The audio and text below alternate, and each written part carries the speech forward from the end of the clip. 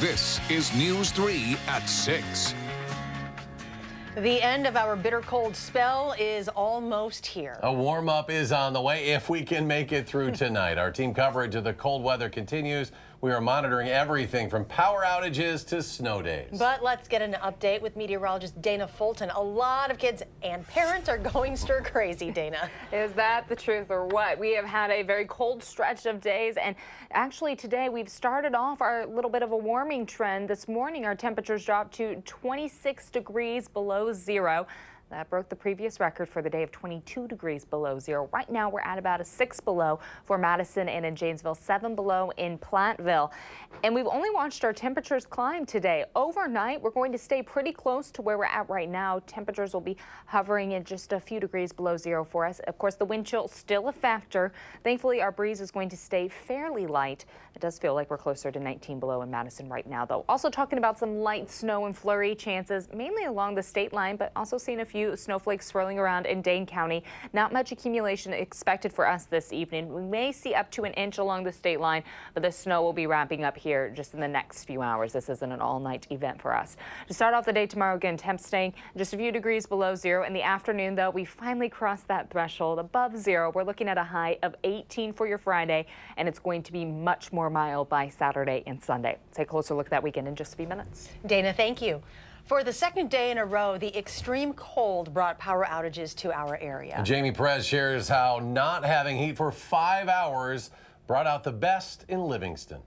This morning, my wife woke me up at 4:30 this morning and said the power was out. John Jelly woke up to something no one wants to wake up to. I noticed my house was at 39 degrees. A power outage killed the heat supply to every resident in Livingston. Yes, the whole town. Curtis Whitaker is the fire captain here. He said he was just rolling into town when all of this was happening. He noticed how many cars were running on the side of the roads from people who escaped the colds of their homes to warm up in their cars. It's warmer out here right now than it was in my house this morning. For those who weren't hanging out in their cars, the Livingston Fire Station served as a warming shelter until the power was restored.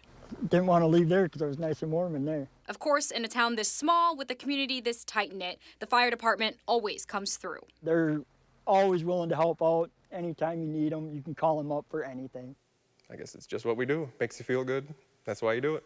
But it wasn't just their own fire department that saved the day, but others who came to assist those who needed it. We were dispatching firemen to, homes that were concerned about, their furnace not on, and, trying to comfort them that way to make sure that they were okay. It's a small town community where everyone is family and everyone is treated like it, even when they're on the job. A lot of our trucks we couldn't take out, just because of the cold weather. We can't, they're full of water, so unless we have them running, the pumps running in them, they'll freeze. So there was a lot of personal vehicles used and a lot of people making sure that, our residents were safe. Power was restored about 5 hours later. Everyone was safe, even in these dangerously cold temperatures. But thanks to every town's local heroes and people like John. We just managed. It's Wisconsin. They got through something that no one would want to wake up to. In Livingston, Jamie Perez, WISC News 3.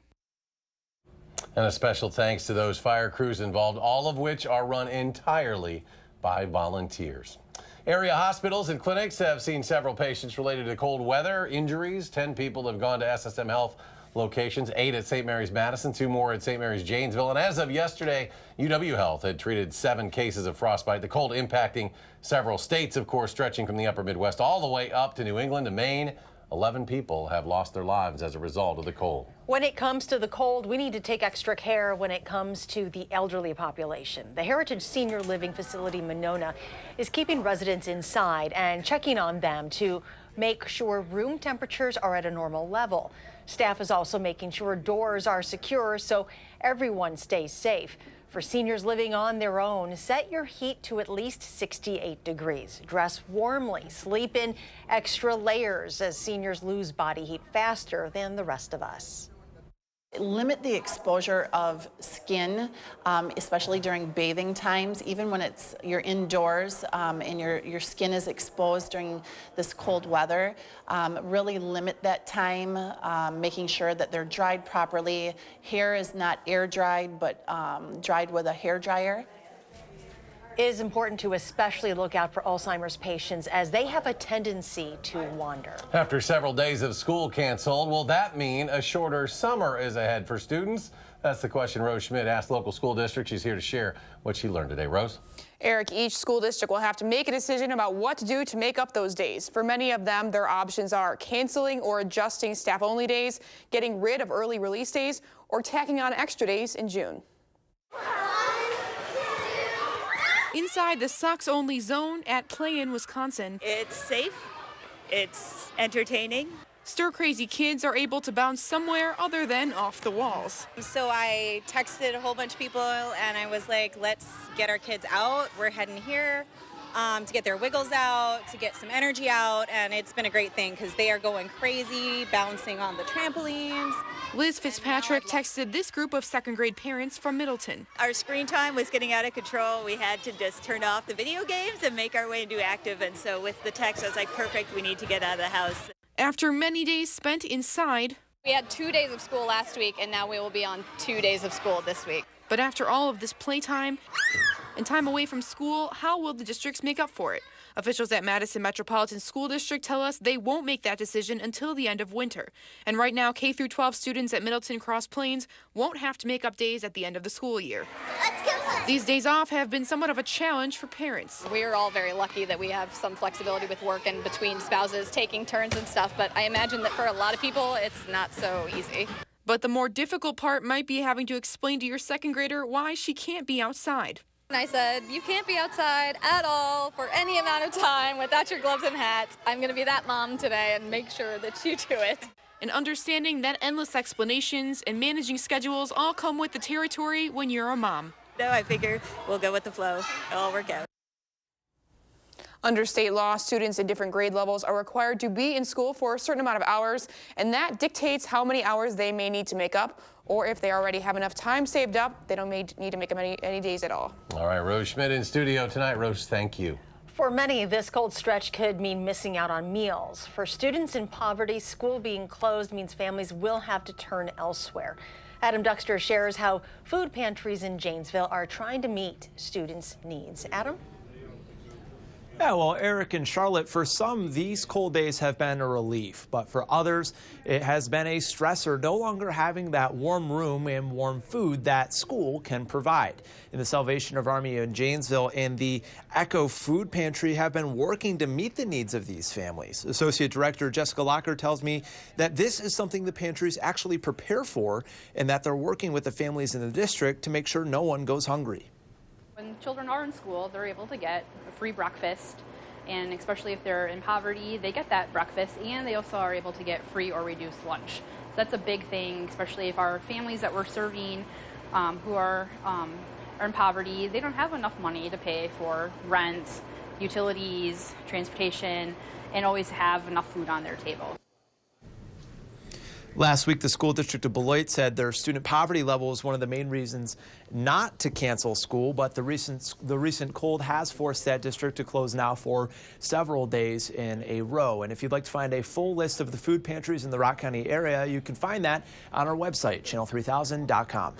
Adam, thank you. Parking enforcement getting back to normal. The extreme cold changed some things the last few days, but alternate side parking returns overnight at 1 a.m. And with tomorrow being an odd day, you will need to park on the odd side of the street. And you'll need to pay to park at meters again. They are back to being monitored now, this as of this afternoon. They were struggling to work properly in the cold. People were able to park at those meters free of charge. Some shops at Hilldale Mall are closed following a water main break. Management noticed that water yesterday morning flowing over the road near Motherhood Maternity. It did not get into any stores. Shoppers are advised to check the mall's website to see store closures. East and Westtown malls are open again. They opened at noon today, along with the Johnson Creek Outlet Mall and the mall in Janesville. The ice castles officially reopened today, just in time for Lake Geneva's Winterfest. Our recent round of cold weather was even too cold for them to operate. Anyone who bought Wednesday tickets received an email and text about visiting on a different date or get a refund. Well, here's a picture to show you just how cold it was outside. Dane County deputy accidentally took the ramen challenge when he stepped outside to eat. As you can see, his noodles froze. His fork there dangling midair. The department posted the picture to Facebook, where it has been shared now hundreds of times. Well, you can monitor the conditions outside. Simply download our Channel 3000 weather and traffic app. It is free right now in your phone's app store. We have proof that this cold weather is not stopping car thieves from stealing your vehicle. How high-tech doorbells are helping families learn about these crimes right on their doorstep. That's next at 6.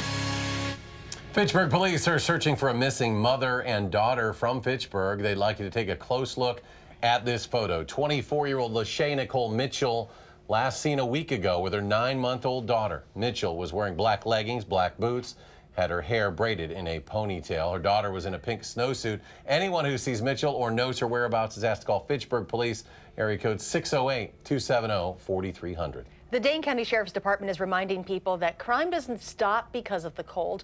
3 cars were stolen overnight and a home was broken into. Deputies say keep the doors to your home, garages, and cars closed and locked, and remove all valuables from your car overnight. A Middleton family has a warning about these car thefts. You were looking at video from Jake and Caitlin Solomon's front porch from their Ring doorbell.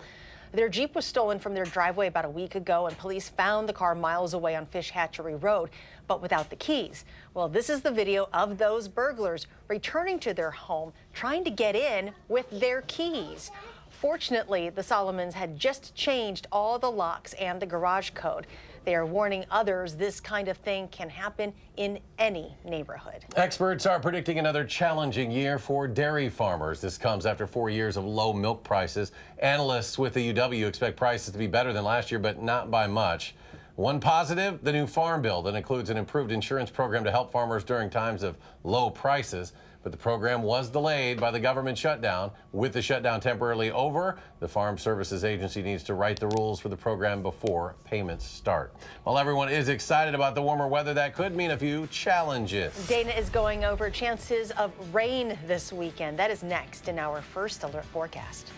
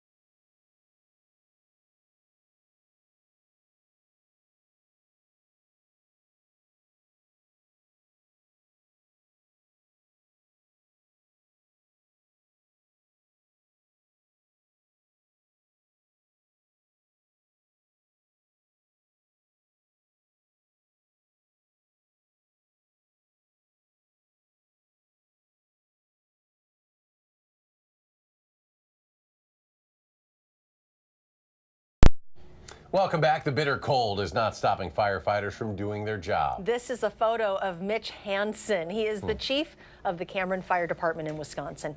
He fought a house fire Wednesday in -50 wind chills, and the picture was snapped as crews were getting ready to leave the scene. That fire destroyed the home, but everyone inside got out safely. That's up in Barron County, even colder there than it was down here, but boy, we're ready for some relief, and it's going to start coming our way. Is it already? It's already warmer now, right, Dana, than it was a few hours ago?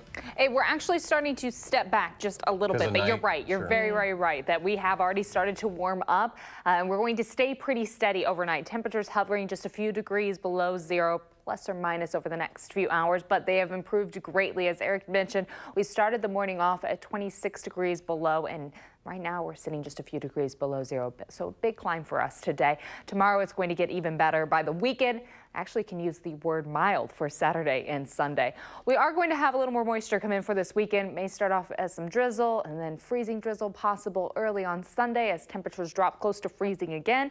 Rain comes back in for Sunday and Monday, and that'll start to taper into flurries before everything all wraps up. This morning our low was 26 degrees below zero. Now that did break the record for the day. Our previous record was 22 below zero, but notice not even cracking the top 5 for our coldest temperatures of all time, still holding on to 37 degrees below as the record for us. Now, 2 days in a row of having 25 degrees below or colder. This is the 7th time in Madison's recorded history that's happened. So a pretty rare event to have 2 days in a row be that bitterly cold and that dangerously cold. The longest streak was 3 days in 1994, and the longest streak that we stayed completely below zero was 9 days, and we aren't going to get close to that 9-day record. The good news for us, by tomorrow afternoon, temperatures are going to climb well above zero and stay there through the weekend. Right now, we do have some light snowfall and flurries towards the state line, heavier snow towards central Illinois. That light snowfall actually not going to accumulate to too much for us. We're seeing a few snowflakes swirling around the southern portion of Dane County. We may see totals close to an inch later on, but our high pressure is still ridging through. Good news, as it shifts east, our wind direction shifts. We get some warmer air coming in, and that's going to help our temperatures climb.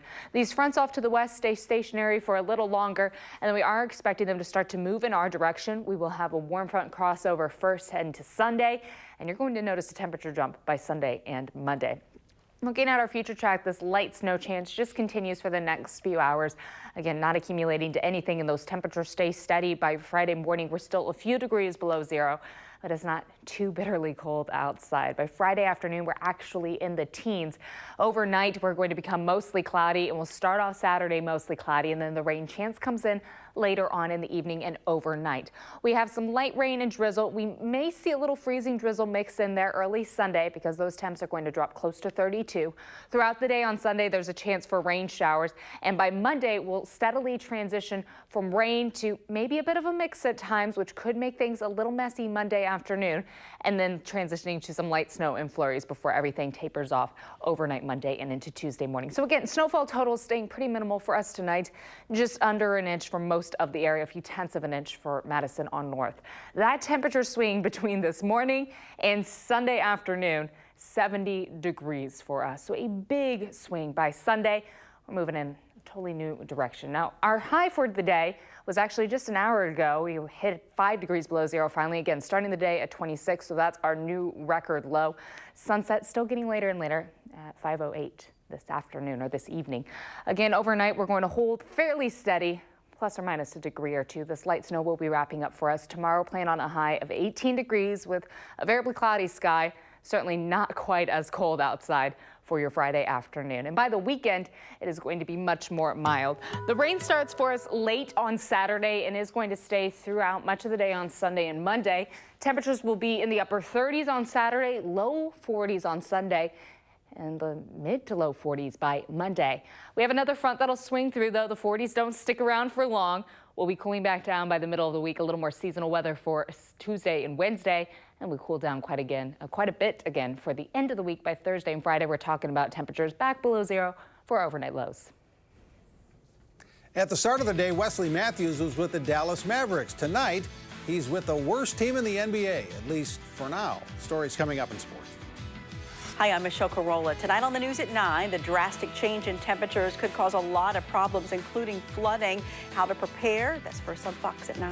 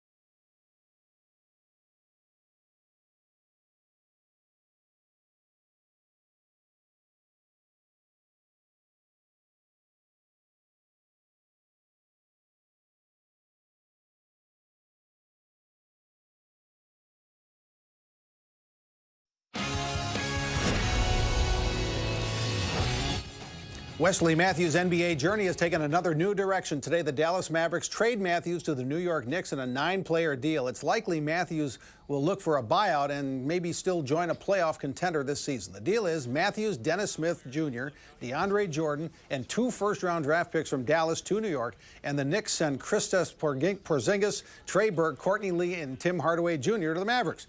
Matthews has been averaging 13 points a game this season. He is 10th in the NBA. Knicks are pretty bad, 10 and 40 this year, but maybe Matthews can escape soon.